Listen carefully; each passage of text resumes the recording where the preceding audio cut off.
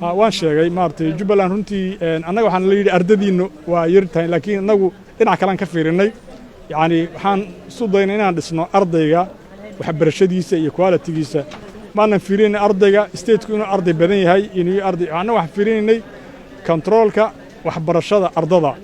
runtii arintaasna runtii waxaan ka gaarnay waxa la taaban karo waan sii wadaynaa hadii la yiraahdo maanta runtii waxaan ka soo baxnay meeshii lagu cilaaminayay natiijada fasalka 12aad sanadkan 2023 waxaan leenahay hambalyo waalidiintii guuleystay yani carruurtii guuleysatay iyo waalidiintood iyo macallimiintoodii iyo iskuulaadkii ka soo jeedinay maamulayaashoodii waxaan leenahay runtii hambalyo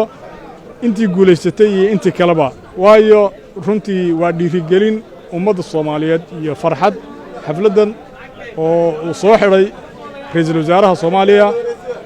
dad fara badan runtii ay maanta ka soo qayb galeen waxaan bogaadinayaa runtii dadaalka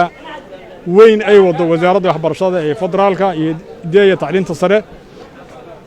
ku socoto runtii xawliga sare sanad in ka yar oo uu joogay wasiir Faarax runtii waxaan rajaynayaa sidan hadda ay u socoto haddii ay ku sii socoto runtii isbedel xagga waxbarashada inuu ka dhici doono weyn runtii waxaan ognahay waxbarashadeena waxyaalahay soo martay maraaxil kala duwan maanta meeshay taagan tahay runtii waa meel fiican dadaallo badan ma socda dadaalladaasna waxaan rabnaa runtii in lagu cidhib tiro waxa la yiraahdo maartay yani waxa la yiraahdo qoraal la'aanta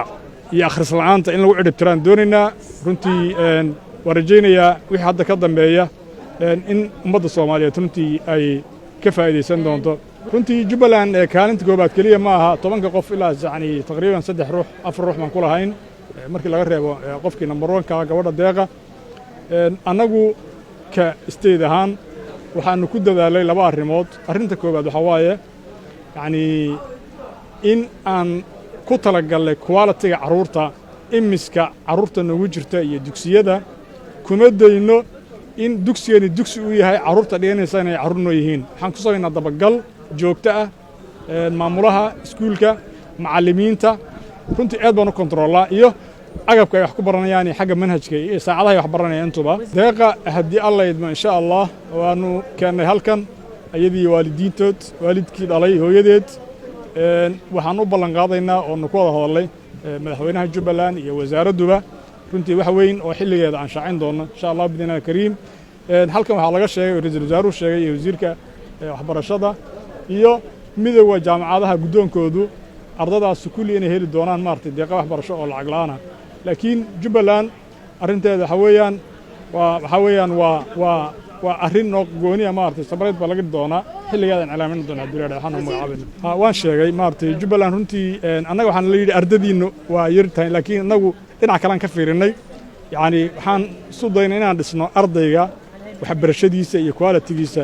maanan fiirin ardayga state-ku inuu arday badan yahay inuu arday annaga wax fiirinay controlka waxbarashada ardada runtii arintaasna runtii waxaan ka gaarnay waxa la taaban karo waan sii wadaynaa hadii la yiraahdo